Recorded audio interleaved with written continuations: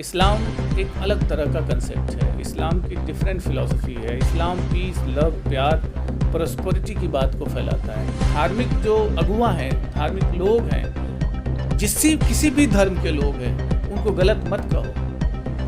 गलत कहने का हक नहीं है हमें। और असली मुसलमान किसी धार्मिक पेशवा को गलत नहीं कहता। फिक्र इस बात का है, क्या होगा इस देश का नक्शा, मैं भी सोचूं तू भी सोच।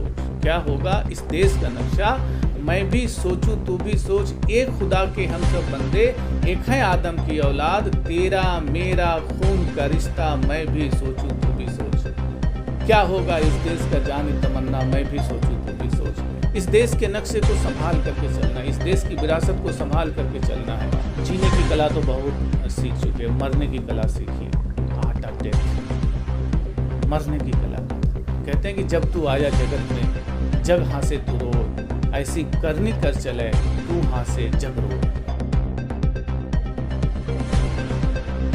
नमस्कार, एबी न्यूज़ की टीम इस समय जम्मू में है और आज हम यहाँ एक ऐसी शख्सियत से मिलने जा रहे हैं जिनकी पहचान social activist, motivator, IAS coach सहित देश के संघ लोक सेवा आयोग सहित राज्य स्तरीय परीक्षाओं में जो कि प्रतिष्ठित सेवा मानी जाती है, उसमें अभ्यर्थियों के सपने को पूरा करने में अपनी अहम भूमिका निभाई है। सर की नज़र जो बहुत ही सामाजिक मुद्दों पर पैनी रहती है और यही वजह है कि इनकी बेबाक बयानी हमेशा सामने आती रहती है और समाज के लोग कहीं ना कहीं उससे प्रेरित होते रहते हैं। आज जो देश में वर्तमान स्थिति चल रही है, जो उथल पुथल मची हुई है, उस पूरे मामले को लेकर के क्या दृष्टिकोण है और जो समुदाय विशेष को टारगेट किया गया उस पर क्या कहना है और इसका सामाजिक पहलू क्या हो सकता है, हम लोग एक विशेष वार्ता करेंगे। सर, एबी न्यूज़ आपका इस्तकबाल करता है। शुक्रिया आगाज़ भारत का जो उन्होंने मेरे लिए वक्त निकाला, आपका बहुत बहुत शुक्रिया। सर, अभिव्यक्ति के खतरे का जो मसला है आज देश में कहीं ना कहीं कई तरीके से संदेह पैदा कर रहा है और समुदाय विशेष को टारगेट कर रहा है। चूँकि आपके सामाजिक मुद्दों पर गहरी पकड़ रही है, इस पर आपका क्या दृष्टिकोण है? देखिए, जो हम अभिव्यक्ति की आज़ादी का सवाल है और हमारे आईन यानी संविधान के फ्रीडम ऑफ स्पीच की जो बातें होती हैं आर्टिकल 19 में, उसको अगर मद्देनज़र देखते हैं तो अभिव्यक्ति की आज़ादी का प्रॉपर कोई एक्सप्लेनेशन नहीं है कि किस तरह का होना चाहिए। हम अगर दो पार्ट में डिवाइड करते हैं, हेट स्पीच, एक तरफ प्यार है, एक तरफ नफ़रत है। नफ़रत और प्यार दोनों अलग अलग बातें होती हैं। अगर हम भारत के संविधान पे देखें, उसको अगर हम उस पर गौर व फिक्र करें, तो अगर प्रवासी भलाई बनाम गवर्नमेंट ऑफ इंडिया का जो केस है सुप्रीम कोर्ट का 2014, और उसको एनालिसिस अगर करते हैं तो सुप्रीम कोर्ट ये कहने की कोशिश किया है, बताने की कोशिश की है कि हेट स्पीच वो होती है जो किसी समुदाय विशेष को मुख्य धारा से अलग थलग करने के लिए या हाशिए पे खड़ा करने के लिए अगर किसी ने इस तरह का वक्तव्य दिए हों। वही अमीश देवगन बनाम गवर्नमेंट ऑफ इंडिया 2020 के अवलोकन में हम सुप्रीम कोर्ट को देखते हैं तो सुप्रीम कोर्ट ने 3 मुद्दों पे बात की कि हु, व्हाट, वेयर, वो कौन है और क्या बोल रहा है और कहाँ बोल रहा है। नहीं सर, ये कितना उसके लिए मैं रुकना चाहूँगा। ये बातें तो सही हैं कि सुप्रीम कोर्ट की गाइडलाइंस हैं, उसके डिसीजंस हैं, उसके ऑर्डर्स हैं, एक्सेप्ट इट। फिर लोग संभल क्यों नहीं रहे हैं और किस तरीके से ये इस तरीके के भड़काऊ बयान दे करके और कहीं ना कहीं सामाजिक मुद्दों को जो हमारा सौहार्द का विषय है उसको डिस्टर्ब कर रहे हैं, इस पर सर दृष्टिकोण चाहिए। नहीं, इसी को तो पहले समझने की हम लोग ट्राई करें, कोशिश करें कि अगर कोई ऐसा आदमी जो सामाजिक जीवन में, समाज में एक बहुत अपनी अलग से छवि है, अगर वो कोई बात करता है तो उसे संभल कर बोलना चाहिए। सुप्रीम कोर्ट का भी यही कहना है कि आप एक सामान्य आदमी नहीं हैं, आप कौन हैं इसको आप समझने की कोशिश करिए, आप कहाँ बोल रहे हैं इसको समझने की कोशिश करिए, और आप क्या बोल रहे हैं इसको समझिए। अपने आप को समझिए, आप कहाँ बोल रहे हैं। कमरे में, बंद कमरे में तो आप बात कर नहीं रहे हैं, आप सामूहिक तौर पे अगर कहीं ऐसे लोगों के बीच जहाँ बहुत सारे लोग, करोड़ों लोग, लाखों लोग, हज़ारों लोग उससे इफ़ेक्टेड हो रहे हैं, तो आपकी ज़िम्मेदारी बनती है कि हम अपने भारत के आईन के हिसाब से हम हर सभी धर्म, हम सभी आस्था, सभी पंथों, सभी संप्रदायों के हम आस्था का ख्याल रखें और कोई ऐसी बात न बोलें इससे लोगों में आपस में जो है कोई इस तरह का हालात ख़राब हों। अभी देखें कि एक ट्रैक रिकॉर्ड बनता जा रहा है कि कुछ भी सस्ती लोकप्रियता अर्जित करने के लिए लोग सांप्रदायिक और भड़काऊ भाषण दे करके एक तरफ माहौल को ख़राब करते हैं, दूसरी तरफ माफ़ी मांग के साइड हो जाते हैं। क्या इस तरीके के ट्रेंड को रोका नहीं जाना चाहिए? इसे गवर्नमेंट को पहल करनी चाहिए। हमारे आईन में अगर हम देंगे आईपीसी में तो धारा 150 की बात करें ए और बी की, 550 की बात करें, 295A की बात करें, इसके अलावा हमारे पास कोई ऐसा ऑप्शन नहीं है जो इस तरह के बयानों को रोक सके। तो हम प्रधानमंत्री से विशेषकर ये उम्मीद करेंगे कि इस मुद्दों पे बोलें, अपनी चुप्पी को तोड़ें और हमारी सरकारों को चाहिए कि कोई इस तरह का प्रावधान हो ताकि कोई इस तरह के हालात न पैदा हों और सभी लोग संभल करके बोलें। आज जो प्रॉफिट मोहम्मद सल्लल्लाहु अलैहि वसल्लम को जिस तरीके से एब्यूज़ किया गया, वह कहीं ना कहीं बहुत ही ज़्यादा हर्ट किया है और इसके वजह से एक बिल्कुल इनोसेंट पर्सन को अपनी जान गंवानी पड़ी है। क्या सर नज़रिया है, कैसे इसको हम नियंत्रित कर सकते हैं? इस्लाम के असली वारिस नहीं हो सकते। इस्लाम एक अलग तरह का कंसेप्ट है, इस्लाम की डिफरेंट फ़िलॉसफी है। इस्लाम पीस, लव, प्यार, प्रॉस्पेरिटी की बात को फैलाता है। हमें समझना पड़ेगा और पूरी आइम्मा को समझना पड़ेगा, पूरे सिर्फ हिंदुस्तान के नहीं, पूरे विश्व के जो मुसलमान उनको समझना पड़ेगा कि अपने में कोई अगर आतंकवादी मेंटलिटी से का कोई ऐसा समूह खड़ा हो रहा है तो उसे रोकने के लिए हमें काम करना पड़ेगा। कभी भी प्रॉफिट या हमारे प्रॉफिट या किसी के भी प्रॉफिट, पैगंबर जो लोग आए हुए हैं, ये सभी की अपनी अपनी जिम्मेदारियां होती हैं और किसी का मूल्यांकन अगर 4000 साल, 5000 साल पहले या 1500 साल पहले, 1200 साल पहले के अगर इतिहास पे परिप्रेक्ष्य में देखें तो उस वक्त के सामाजिक, आर्थिक और जो जीवन है उसको निगाह में रख करके कोई बात करनी चाहिए। आज आधुनिक वक्त है, बहुत सारी बातें जो 500 साल, 1000 साल पहले अच्छी थी समाज के लिए, वो बड़ी अच्छी बात मानी जाती थी, आज शायद उस तरह की नहीं है, उस वक्त बदला है। तो प्रॉफिट को लेकर के और हम प्रॉफिट के किरदार को देखें, अपने पैगंबर के किरदार को देखें तो कहीं ना कहीं मुसलमानों के अंदर पैगंबर के किरदार को छोड़ने की वजह से है कि उनके अंदर इस तरह की मानसिकता पैदा हुई है। मैं तो कहूँगा कि पैगंबर इस्लाम मोहम्मद सल्लल्लाहु ताला अलैहि वसल्लम के किरदार को अपनाएं और जब आप किरदार को अपनाएंगे तो सामने वाला हर शख्स आपको प्यारा दिखाई देगा। आप किसी की कमियों को मत देखिए। हाँ, है ना कि लकुम दीनकुम वलिय दीन, तुम्हारा दीन तुम्हारे लिए, हमारा दीन हमारे लिए।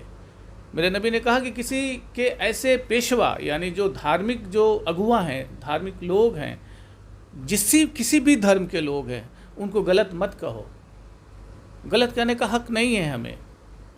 और असली मुसलमान किसी धार्मिक पेशवा को गलत नहीं कहता है। हम सबका मानना है कि हमारे 1,24,000 कमोबेश प्रॉफिट आए हमारे वहाँ, और वो 1,24,000 जो कमोबेश प्रॉफिट हैं उसमें हमें 20, 25, 30 का ही पता है। तो हम कैसे कह सकते हैं कि लॉर्ड कृष्णा जो हमारे प्रॉफिट नहीं हो सकते? हम राम जी को कैसे कह सकते हैं कि हमारे प्रॉफिट नहीं हो सकते? एक स्वरूप बदल गया होगा, वक्त बदलता है। तो हमें तो सिर्फ 1,24,000 कमोबेश में सिर्फ हमें 20, 25, 30 का पता है, बाकी का तो पता नहीं है। तो कहीं हम अनजाने में कोई बड़ा गुनाह तो नहीं कर रहे हैं। इसलिए बड़े संभल करके इस्लाम को मानने वाला कोई भी अगर इंसान है तो वो बड़ा संभल करके होता है, बड़ी ज़िम्मेदारी के साथ होता है। पता नहीं कौन सी ख़ता, कौन सी ऐसी ख़ता अल्लाह को पसंद ना आए और उसके सभी इबादतें, सभी जो भी उसने इबादतें की हैं वो सभी मिट्टी में मिल जाएं। इसलिए एकदम संभल करके काम करना चाहिए। आज पार्टी विशेष से जुड़ी हुई नुपुर शर्मा को क्रिटिसाइज़ करते हुए कहा जाए कि ये नई नासूर शर्मा है। तो इसके पहले भी उत्तराखंड में जब धर्म संसद का आयोजन किया गया था तो वहाँ भी उन लोगों ने इस तरीके के बयान दिए थे। आज उसी पार्टी विशेष के लोग इस तरीके के बयान दे करके, क्या यह समुदाय विशेष को ही हर्ट करना इनका उद्देश्य बन गया है या सिर्फ एक राजनीतिक साजिश है? नहीं, हम हिंदुस्तान के अपने हिंदू भाइयों का स्वागत करते हैं और बड़ी उनकी कदर करते हैं। और हम लोगों का जो परिवेश है, माहौल है, हम अपने हिंदू भाई, हमारे सभी दोस्त हैं, सभी अपने, और इतने करीबी दोस्त हैं, इतना अपनापन दोस्त है कि कभी महसूस नहीं होता है किसी भी बात का। तो कोई इस तरह का कंसेप्ट नहीं है। रही बात कि परहित सरिस धर्म नहीं भाई, पर पीड़ा नहीं सम अधिमाई। गोस्वामी तुलसीदास जो है ये कहना चाहते हैं कि परहित यानी गैर जो है, यानी कि राम का फॉलोअर किसी गैर को, जो राम को नहीं मानता है, उसके भी पीड़ा को अगर वो न समझे, अगर उसके पेन को अगर नहीं समझता है, तो फिर वो राम का अनुयायी नहीं है। कितनी आदर्श बात है, कितनी आइडियल बात है। हम भगवान राम के उस आदर्श और उस लाइफ को, इस जीवन को आप देखिए कहाँ से कहाँ पहुँचा रहे हैं। यानी सिर्फ राम के अनुयायियों की बात नहीं हो रही है, जो राम को नहीं मानता हो, गैर परहित, उसकी भी पीड़ा को अगर वो नहीं समझता है, तो राम कहते हैं कि तुम मेरे पक्के अनुयायी नहीं हो। इतना विराट धर्म है, इतनी बड़ी बातें हैं। अगर कुछ लोग बहकते हैं और कुछ लोग इस तरह के धर्म संसद या इस तरह के स्पोक्स पर्सन अगर इस तरह का बयान करते हैं, तो हमें कभी भी हमारे हिंदू भाइयों की मेजॉरिटी और बहुसंख्यक को हम कभी ब्लेम नहीं लगा सकते। होते हैं जिस तरह से उनके कुछ लोगों के अंदर कट्टरवाद है, उसी तरह मुसलमानों के बीच भी कुछ वर्गों के बीच, जो कुछ समुदायों के बीच कट्टरवाद है।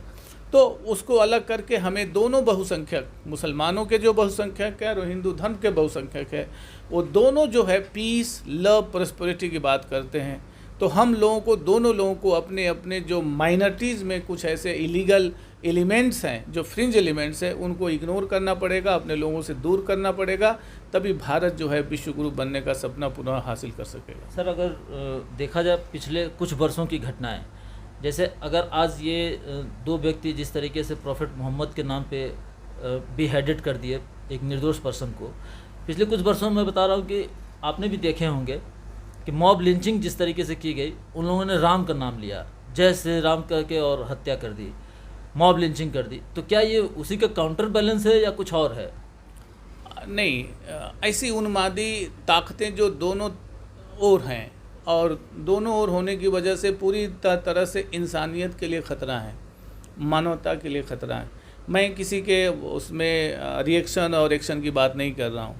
भारत की सांस्कृतिक परंपरा को, विरासत को अगर हम देखें, तो रिएक्शन एक्शन की बात नहीं है। हमारी जो हिस्ट्री है, हमारी वैदिक काल से इंडस वैली से जो भी हम हिस्ट्री को देखते हैं, हमने सबको अडॉप्ट किया है, एक्सेप्ट किया है, उनके कल्चर को अडॉप्ट किया है, उनके फूड हैबिट को अडॉप्ट किया है, उनके आर्किटेक्ट तक को हमने अडॉप्ट किया। यानी कि अगर आप भारत में इंटर किए हैं, तो आपके बनाई गई शैलियों को हमने अडॉप्ट किया है, आर्किटेक्ट को अडॉप्ट किया, आपके ड्रेस सेंस को अडॉप्ट किया है। ब्रिटिशर्स आए, पुर्तगीज आए, मुग़ल आए, दिल्ली सुल्तान आए, जो भी आए, हमने सबको अडॉप्ट किया है। तो भारत के अंदर स्वीकार करने की कैपेबिलिटी बहुत अच्छी है। हम भारतीयता पे गर्व करते हैं, भारतीय होने पे फ़ख्र करते हैं। इसमें कहीं कोई इस तरह की बात नहीं है। बस फिक्र इस बात का है, क्या होगा इस देश का नक्शा, मैं भी सोचूं तू भी सोच। क्या होगा इस देश का नक्शा, मैं भी सोचूं तू भी सोच। एक खुदा के हम सब बंदे, एक हैं आदम की औलाद, तेरा मेरा खून का रिश्ता, मैं भी सोचूं तू भी सोच। क्या होगा इस देश का जाने तमन्ना, मैं भी सोचूं तू भी सोच। इस देश के नक्शे को संभाल करके चलना, इस देश की विरासत को संभाल करके चलना है। अगर बहुत सारे हम देखते हैं कि जय श्री राम कह करके बहुत सारे ऐसे लोगों को हत्या ही हुई, वो भी गलत है, उसकी भी हम निंदा करते हैं। और उदयपुर में जो घटना हुई है, हम उसकी भी मजम्मत करते हैं पुरजोर ढंग से। इसको रिएक्शन एक्शन में ना लेकर के जा रहे। प्लीज़ भारत को बचाइए, भारत की सांस्कृतिक विरासत को बचाइए, भारत की सिविलाइजेशन को बचाइए। और भारत हमारा प्यारा देश है और पूरा विश्व इसकी तरफ आंखें उठा करके देख रहा है, और सिर्फ इसलिए देख रहा है कि हम भारतीयों से ही विश्व की शांति और एकता को बरकरार रखा जा सकता है। हम सिर्फ भारत में अपने आप को न देखें कि भारत सिर्फ भारतीय के डिफरेंट स्टेट को लीड करने की कोशिश कर रहा है, भारत विश्व को लीड करने की कोशिश कर रहा है। हम सबको एक होकर के भारत जो पूरे विश्व को लीड करने की कोशिश कर रहा है, उसमें हम ताकत दें, और हम भारत के ऐसे लोग मिलजुल करके विश्व को नेतृत्व प्रदान करने की क्षमता रखते हैं, और इंशाअल्लाह हम करेंगे। सर अगर एक लाइन में कहा जाए कि अंतिम तौर पर आपका शॉर्ट मैसेज क्या होगा ताकि सोसाइटी इन चीज़ों से सीख ले, प्रेरित हो, और जो भी आपने कहा कि विश्व गुरु बनने की जो सोच है, जो थॉट है, जो विचार है, वह हम उसको फलीभूत कर सकें। मैं तो युवाओं का देश है, युवाओं से मैं कहूँगा कि आप जो है जीने की कला तो बहुत सीख चुके हैं, मरने की कला सीखिए। आर्ट ऑफ डेथ, मरने की कला। कहते हैं कि जब तू आया जगत में, जग हाँ से तू रोए, ऐसी करनी कर चले तू हाँ से जग रोए। बहुत बहुत शुक्रिया आपका। शुक्रिया सर। ये रहे हमारे साथ के बशर सर, जो सामाजिक पहलुओं पर एक चर्चा करते हुए हम लोगों ने बहुत विस्तार से बातें की। निश्चित तौर पर ये बातें समाज में जाएं, समाज के लोग उनसे प्रेरित हों, सीखें और भारत की तस्वीर अंतर्राष्ट्रीय स्तर पर एक बेहतर बनाएं। मैं चैनल के माध्यम से सर बहुत बहुत शुक्रिया, थैंक्स।